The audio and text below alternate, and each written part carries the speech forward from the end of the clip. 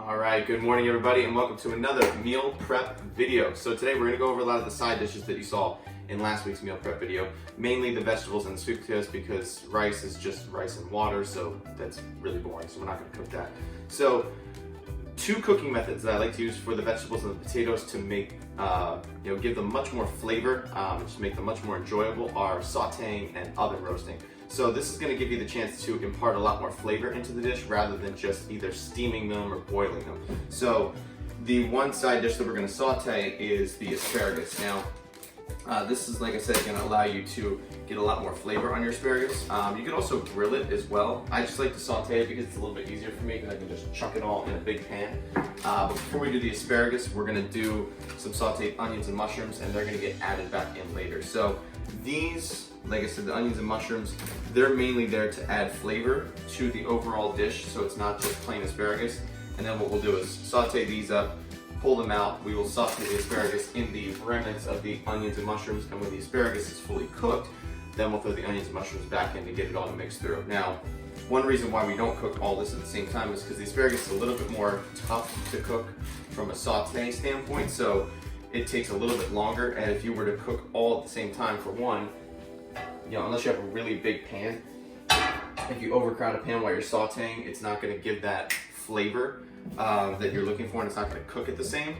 And the asparagus does take longer to cook than these two things, so you'll end up whittling away the onions and mushrooms before you even get a chance to cook the asparagus all the way through. So in the next clip, I'll show you just some different steps along the way and how I kind of make all this come together.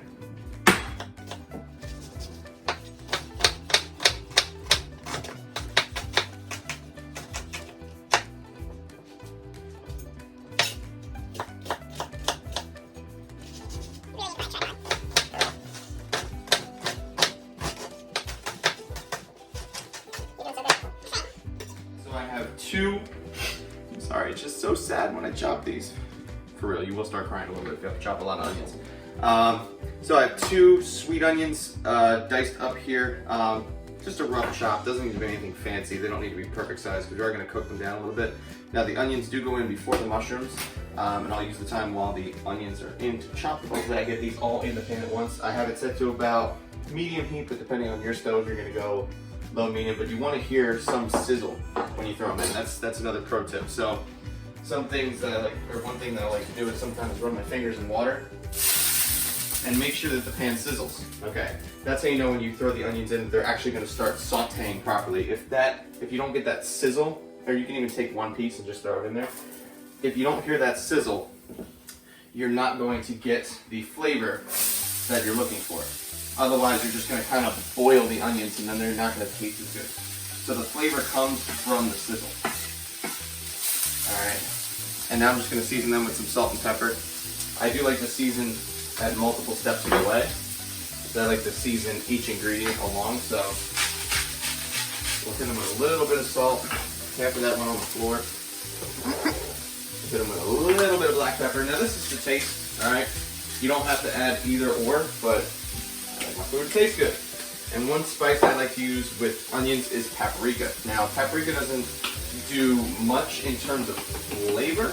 It does add a little bit of warmth to the onions, but it kind of gives them that nice caramelized color once they start getting going here. So we're gonna let these sweat out for a few minutes here. Yep, you like the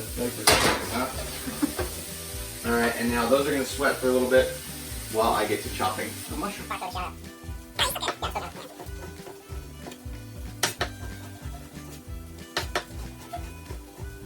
Alright, so we have all the mushrooms thinly sliced now. Again, you can make them into dices, whatever shapes you like. I just like the texture of the mushrooms, a little bit bigger pieces when I eat them. So these onions have been going for a few minutes now, and you do see they start to kind of get that little translucent color to them. So we're not really burning them here, we're just kind of getting a little bit of a saute going. And now we can throw the mushrooms in the pan here. Let's see if I can do that without spilling any of them. So while those are starting to go, I guess another cooking pro tip I can offer here, for one, is using your knife as a little lifter. You can scoop things onto it and then drop them on a board. And then when you saw while I was cutting there, one thing, this is shout out to my boy Gordon Ramsay, okay? Go check out his videos. We're not friends or anything, it's just I really like his stuff. One finger in front, two fingers behind, and you always guide by that front knuckle there and keep your thumb out of the way, and that way you won't chop your fingers off. So I always set things up here, so even when I'm chopping down, my fingertips are out of the way. So it basically ensures that you stay safe while you're chopping, regardless of what you're chopping. So, man, got the toss game going. Look at you. All right, so while that all does its thing, and what the viewers don't see is the stuff that falls on the floor.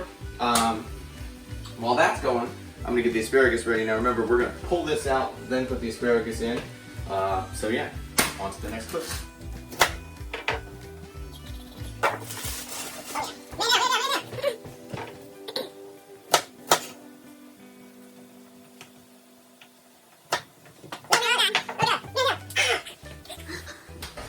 Alright, so these are going to go for a couple more minutes, and then we will get to the asparagus. But before we get to the asparagus, something I meant to do at the beginning of the video. Shout out to Barcode Clothing Company for the fit this morning. Yes, the abdominal snowman. I know it's springtime, but I still absolutely love this shirt. They don't have much in terms of men's products, but my ladies out there, if you're looking for meme t-shirts, meme tank tops, the funniest stuff ever. BarcodeClothingCo.com is your spot. And then part of the weekend fit as well, the Batman pajama pants with the slides. Okay, so I know this is an impressive fit right now, ready to go out on the town. But we can't go out on the town because social distancing, quarantining. So I guess I'm just gonna have to stay inside looking like this. Oh darn. So I really just love, to go out to breakfast like this right now, but not gonna happen. Maze Landing Diner, we'll see you soon. Yes, we will. Quiz time. What do we want to hear? Cole. What? The sizzle. Oh. Now, other pro tip, when you're applying spray to a burner that's already on, take the pan away from the burner. I forget to do this all the time, and you're fighting with death, because if I were to spray this right on the burner, I'm gonna start a house fire. So, bring your pan over to the sink, spray it over here, and then bring it back to the burner. All right, unless you want to maybe set your house on fire. If you like playing with fire, hell, spray it right at the thing. Be my guest. All right. So I can hear this pan crackling a little bit, so I know our stuff's gonna sizzle. Now, what we're looking for with the asparagus is to get a nice kind of sear crust on it first, and then we will bring the heat down, because if I was to just leave the heat on that medium-ish level the whole time, the asparagus will burn on the outside before it has a chance to get tender, because asparagus is a little tougher to cook. You need to cook it for a little longer. So we'll leave the heat medium to medium high-ish for a few minutes to let it get that nice char, and then we'll bring the heat down so that it has the chance to cook all the way through. And then we bring the onions and mushrooms back in so that they can give their flavor to everything. So add a little granulated garlic to the asparagus. I do that pretty much with all of our green vegetables that we cook. I throw a little bit of garlic on there because I'm Italian. If you can't tell, I'm pale. I love garlic, so we throw the garlic on there. All right. So we'll let that get a little bit of a char, and I'll check back in once everything is in there, showing you guys kind of the finished product. All right, so here is basically the finished product of the asparagus, mushrooms, and onions. So one easy way to tell if your asparagus is done or not, I'm gonna try to hold the camera and do it at the same time, is to check if it's fork tender. So I'll look and find one of the thicker pieces and just, kind of stab it with a fork. And if it goes right in like that, you can pretty much guarantee that everything is tender throughout, especially if you pick one of the bigger pieces. So this is done. We'll pull it off the heat. And next clip, I'm gonna show you guys the roasting vegetable setup there. So I'll check in with you guys now. All right, so here we have the first round of things to head into the oven. We have a pan full of chopped broccoli, pan full of chopped zucchini. I figured you guys don't need to see any more chopping and seasoning. A couple things to note for the pans is we do line them with aluminum foil. Just makes for an easier cleanup when it's all said and done. And then the bottom of the pan is sprayed with a little olive oil spray, and I also spray the vegetables with a little bit of olive oil spray just to give them a little bit of flavor and help with the cooking process. Season them both with sea salt pepper, and some garlic powder. Now they're gonna go into the oven at 425 for 20 minutes, and I'm gonna rotate them halfway through. So I'm gonna set a timer for 10 minutes, one pan up top, one pan on bottom. Once the 10-minute timer hits, switch them, another 10 minutes, and these guys will be done. Same process will work for the sweet potatoes, which I will show you when those get chopped. All right, so here are the sweet potatoes before they go in. So again, the foil got sprayed with a little olive oil spray, and I sprayed the potatoes themselves, and they got seasoned with some sea salt and some cinnamon. Just toss them around so the cinnamon kind of coats everywhere. You see, try to keep your dicing, whatever size you use, to uniform pieces. So for this size, we're gonna do it again at 4 1/4 for 40 minutes total, and I'm gonna flip at the halfway point. So these guys are gonna go in. Your whole house will smell amazing, I promise, when you cook these. And we'll show you the finished product of everything when we're done.